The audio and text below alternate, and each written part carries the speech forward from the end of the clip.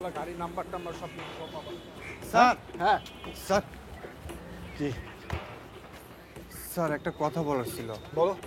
সারিনাফার তো এবার উঠে পড়ে লাগছে, আমাদের এন্ট্রি গ্রুপ যারা ছিল তাদের দিয়ে আন্দোলন করাচ্ছে। আমরা মনোভার দোকান পর্যন্ত যাইতেই পারি না।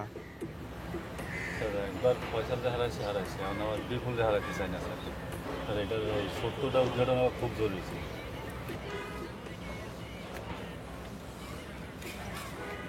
চিন্তা করো না, মিজান আসো। খালি মুখে কি কিছু হয় নাকি? খালি হাতে আসো তোমরা শুধু। মিজান স্যার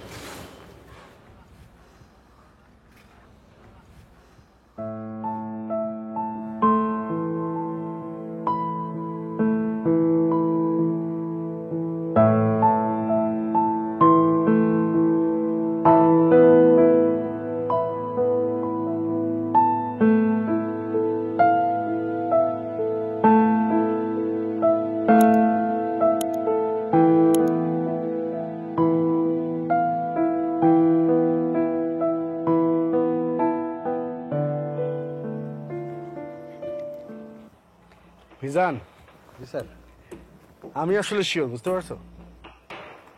আমিও শিওর স্যার, আমিও বুঝছি। কি বুঝতে পারছো?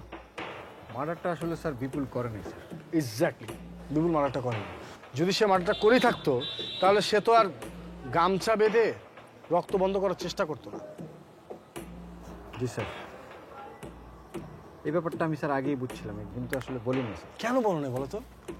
স্যার আসলে আপনি যে একটা মুডে আছিলেন স্যার, আমি মুডটা আসলে নষ্ট করতে চাই না আপনার স্যার। গাড়ি খোঁজ খবর পেয়েছো?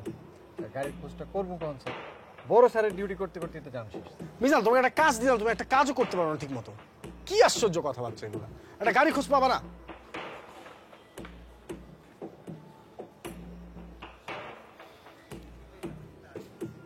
আরে মজা করলাম না, মজা করতে পারবো না। না স্যার, ঠিক আছে। শোনো, ওই গাড়ি খোঁজটা পাওয়া খুব জরুরি। আচ্ছা, তোমাকে একটা জিনিস বুঝাই।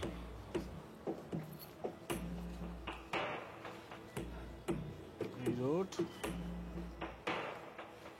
এই যে ধরো এখান থেকে ওরা ছেলেটাকে পিক করেছে, করে এই স্পট থেকে নিয়ে এসে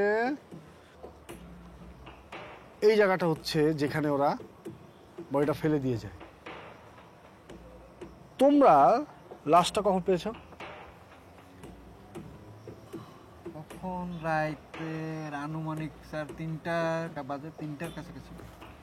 পোস্টমর্টমের রিপোর্ট অনুযায়ী মারা গিয়েছে হচ্ছে 2টোয়।